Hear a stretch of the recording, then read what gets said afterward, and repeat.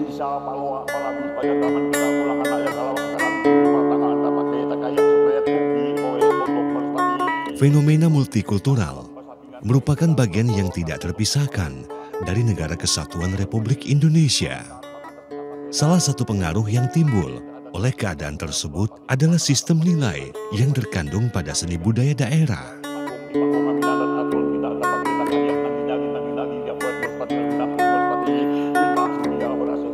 Seni budaya suatu daerah selalu memiliki ciri khas tertentu sesuai dengan sejarah peradaban nenek moyangnya masing-masing. Demikian pula dengan Kalimantan Barat dengan penduduk lokal asli, yakni etnik Dayak.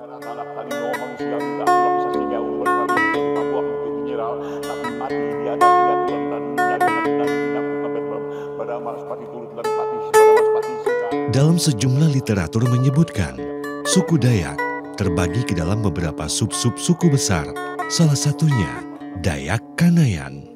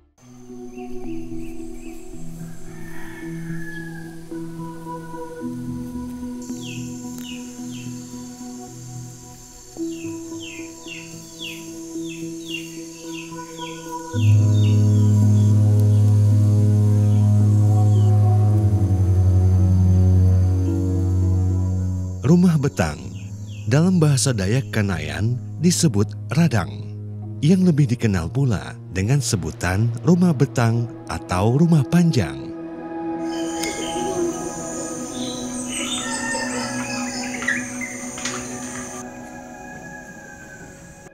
Radang yang terletak di Kampung Saham saat ini merupakan satu-satunya rumah radang yang terus bertahan meski tergerus zaman. Setiap bagian depan radang mengarah matahari terbit.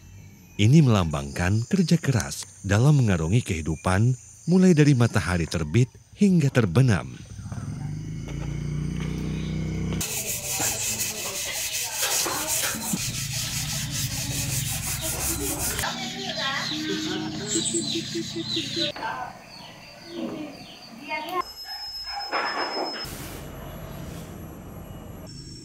Bagi masyarakat Dayak, rumah betang tidak saja sekedar ungkapan legendaris kehidupan nenek moyang, melainkan juga suatu pernyataan secara utuh dan konkret tentang tata pamong desa, organisasi sosial, serta sistem kemasyarakatan sehingga tak pelak menjadi titik sentral kehidupan warganya.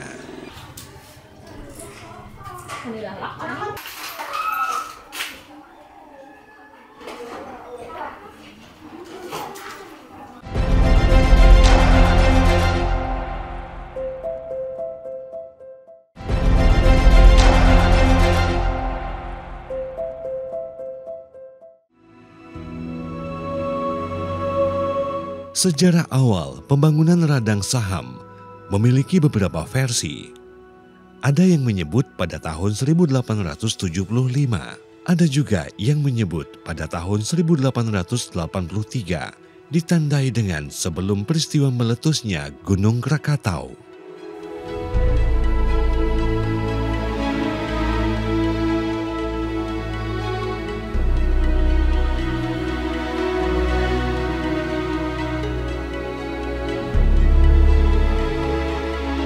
Pada awalnya, rumah betang Kampung Saham dibangun hanya satu bilik saja dan kini jika dihitung dari kanan adalah bilik nomor 7 yang kemudian menyambung ke kiri dan ke kanan hingga kini ada 33 bilik.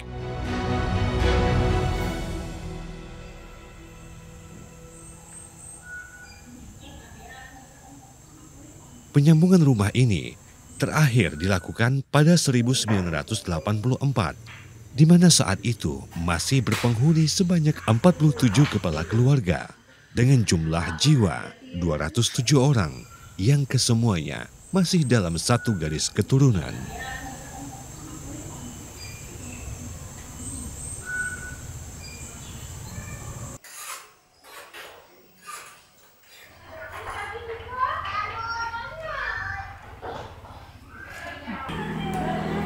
Rumah panjang ini juga disebut sebagai rumah adat terpanjang se-Indonesia.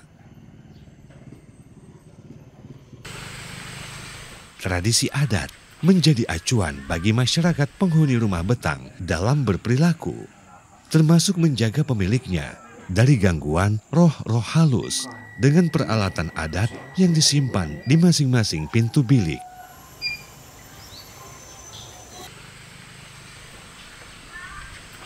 Bagian bangunan yaitu atap berbentuk pelana tanpa diberi ornamen-ornamen. Benar-benar sangat sederhana.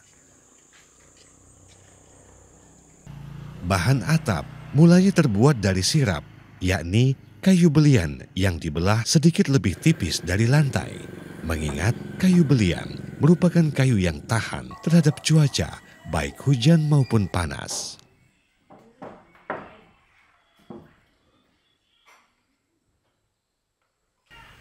Akibat dari banyaknya atap yang bocor dan susahnya mendapatkan atap sirap sebagai pengganti, maka sebagian besar atap radang dilapisi dengan atap seng atau atap daun sagu. Teras atau pelataran rumah panjang dalam bahasa setempat disebut pante. Pante atau teras terbuat dari kayu yang atau pada saat ini terbuat dari papan.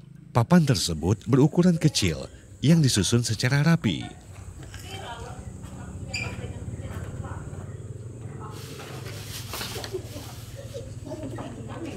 Antara satu dengan lainnya memiliki jarak dengan tujuan agar ketika hujan turun, air tidak tergenang di atasnya, tetapi dapat langsung turun ke tanah.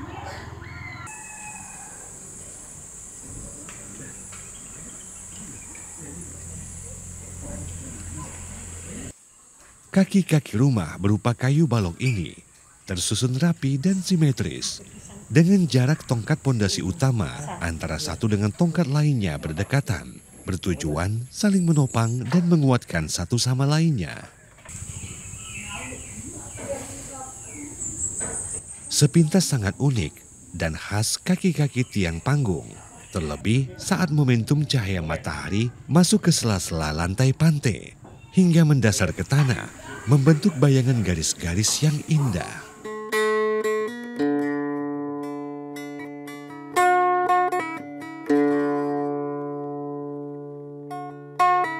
Rumah betang dibuat berbentuk panggung karena pada awalnya bertujuan untuk menghindari serangan dari binatang buas ataupun musuh yang sewaktu-waktu dapat menyerang. Maka tangga rumah panjang pada masa dahulu hanya berjumlah 2 buah. Tangga tersebut pada malam hari dapat dinaikkan sehingga orang luar tidak dapat memasuki rumah betang. Hal ini bertujuan untuk keamanan penghuni rumah betang. Mengingat pada zaman dahulu sering terjadi perkelahian antar suku.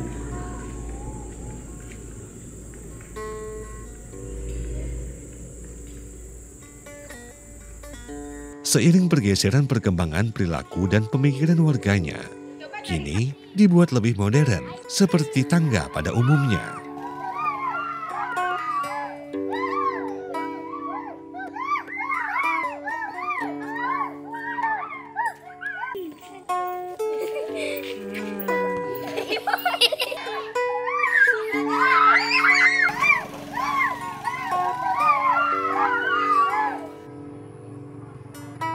Dalam perkembangan dewasa ini, rumah betang atau radang semakin berkurang, membuat ciri kehidupan masyarakat yang terdapat dalam radang juga turut berubah, sebab kehidupan masyarakat yang tinggal dalam rumah tunggal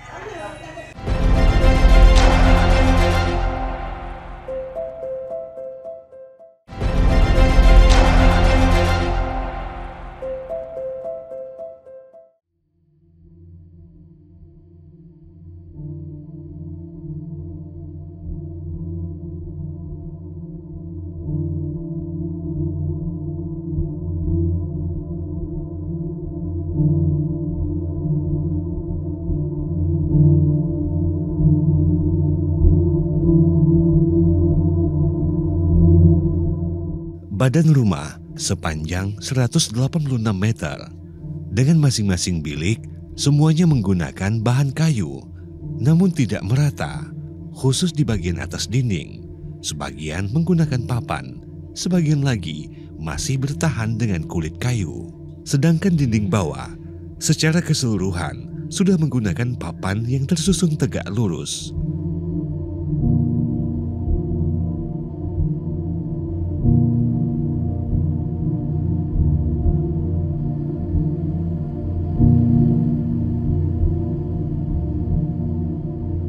Dinding papan ruang inti atau bilik karena telah mengalami pemugaran besar-besaran pada 2013 lalu, tersisa kayu-kayu lama yang masih bertahan sebagai bukti sejarah berdirinya rumah adat Dayak Kalimantan Barat.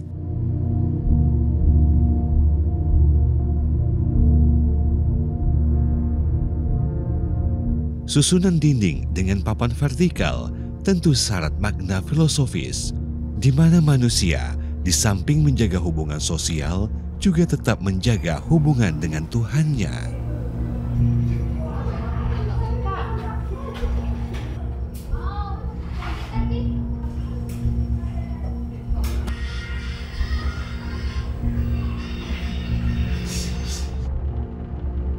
Bila diamati lebih teliti, sebenarnya bilik-bilik ini berdiri sendiri, sebab setiap bilik memiliki dinding masing-masing yang ditopang oleh dua tiang yang sejajar dari ruang sami hingga dapur. Jika dibandingkan rumah panjang umumnya di Kalimantan, di mana setiap bilik hanya dibatasi satu dinding penyekat, maka rumah panjang Kampung Saham setiap bilik dibatasi dua dinding penyekat, namun teras dan atap menyatu.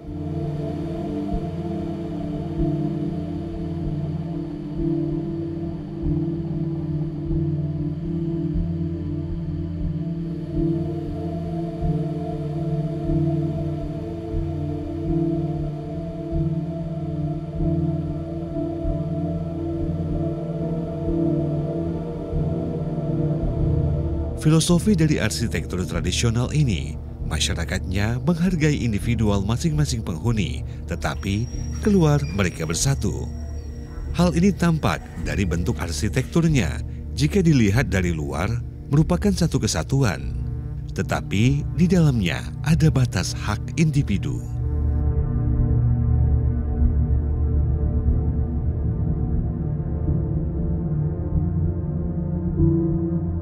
Di bagian atas dari ruangan merupakan para-para yang berfungsi untuk menyimpan peralatan berkebun dan berladang.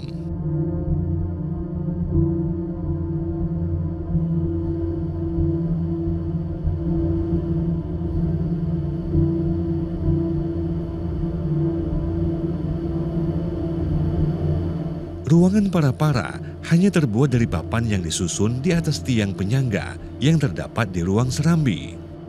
Dibiarkan terbuka, sebagian dipasang papan atau dibuat seperti pare-pare yang dimanfaatkan untuk menyimpan kayu dan hasil kerajinan.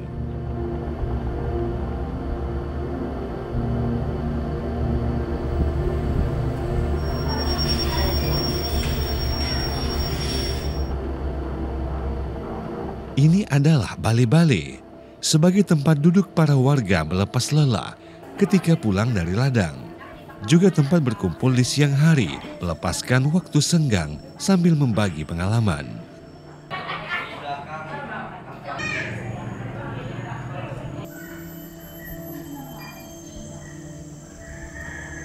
Pada zaman dahulu, bale-bale juga berfungsi sebagai tempat tidur bagi tamu yang bermalam.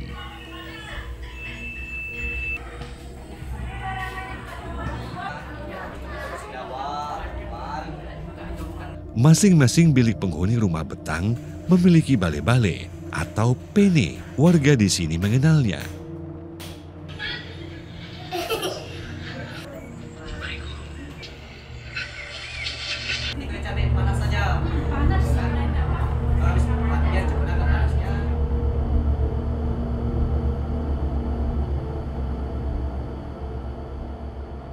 Di antara serambi atau sami dengan dinding bilik ada lorong yang dibatasi dengan tiang penyangga.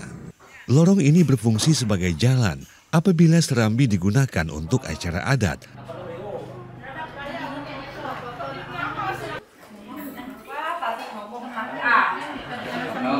Antar penghuni semakin kuat dengan adanya ruang publik ini.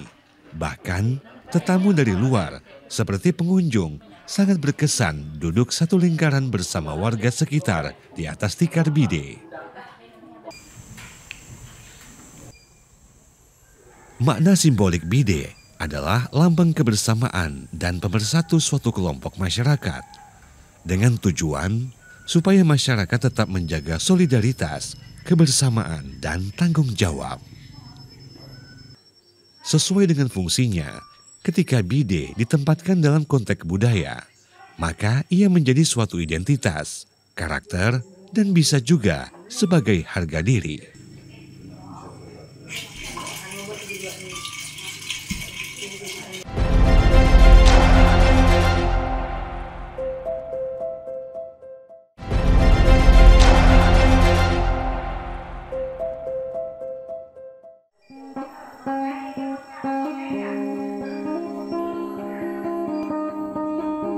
Dalam menjalankan kehidupan sehari-hari, penduduk desa Saham masih berpegang teguh pada adat istiadat.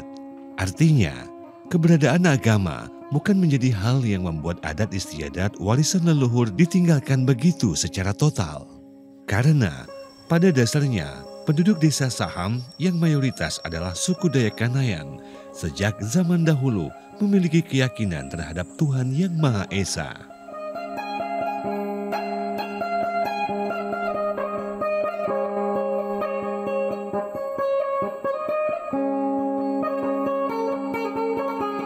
Hiasan yang semula dibuat khusus menggambarkan pola pandangan hidup masyarakat etnik Dayak Kanayan terhadap alam dan lingkungan dalam hal bagaimana seharusnya mereka memperlakukan alam, menghormati leluhur, serta secara khusus menggambarkan karakter kehidupan atau jiwa masyarakat Dayak menjadi suatu model interaksi baru masyarakat Dayak dalam menjaga relasi dengan kebudayaan baru yang muncul pada lingkungan hidup mereka.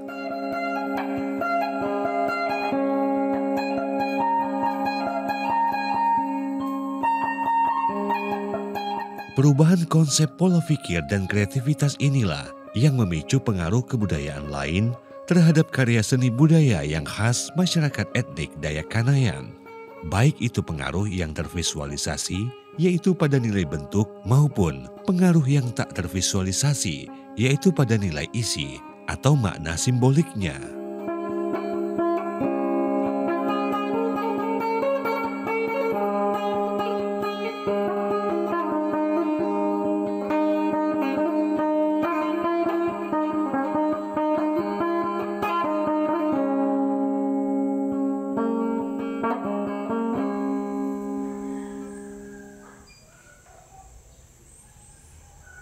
Saat kegiatan sehari-hari dalam keluarga, biasanya bilik dipergunakan sebagai ruang untuk pertemuan keluarga.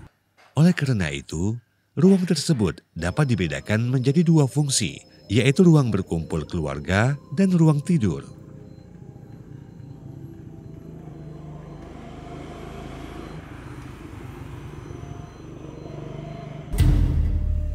Masing-masing bilik memiliki satu tiang balok yang sengaja dibiarkan dan tidak boleh ada yang merusaknya. Keberadaan satu tiang yang langsung menembus pondasi rumah melambangkan satu tujuan, satu tekad hidup, harmoni sesama, juga dengan Tuhan dan alam.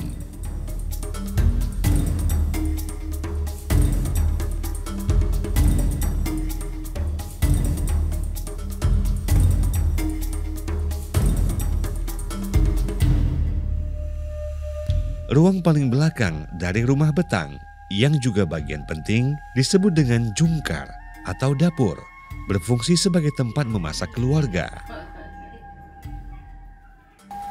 Pada bagian ini, dinding penyekat antar bilik tidak menempel, tetapi terdapat ruang terbuka dari atas hingga kolong rumah, sehingga udara di dalam ruangan tidak pengap.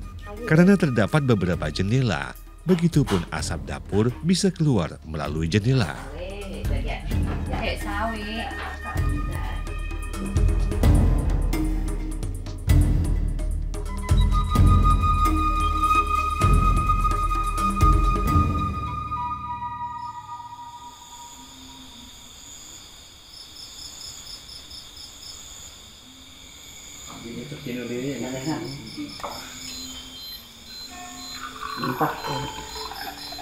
Keberadaan rumah betang merupakan sesuatu yang sangat menarik untuk dijadikan bahan kajian dari struktur masyarakat yang tinggal di dalamnya maupun tradisi yang melekat di dalamnya dan bahkan untuk dijadikan objek wisata.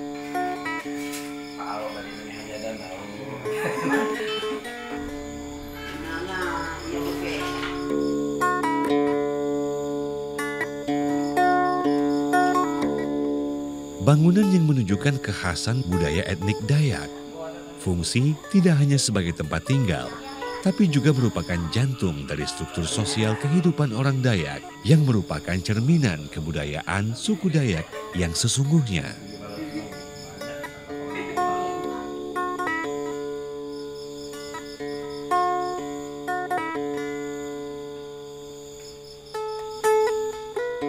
Secara keseluruhan dapat dikatakan rumah betang bagi masyarakat Dayak Kanayan merupakan bentuk dari persekutuan hidup, salah satu instrumen pemersatu dalam memelihara solidaritas suku, model atau bentuk realisasi eksistensi suku Dayak Kanayan dalam perkembangan zaman, serta sebagai pusat bagi orang Dayak Kanayan untuk mengembangkan potensi diri dan budayanya.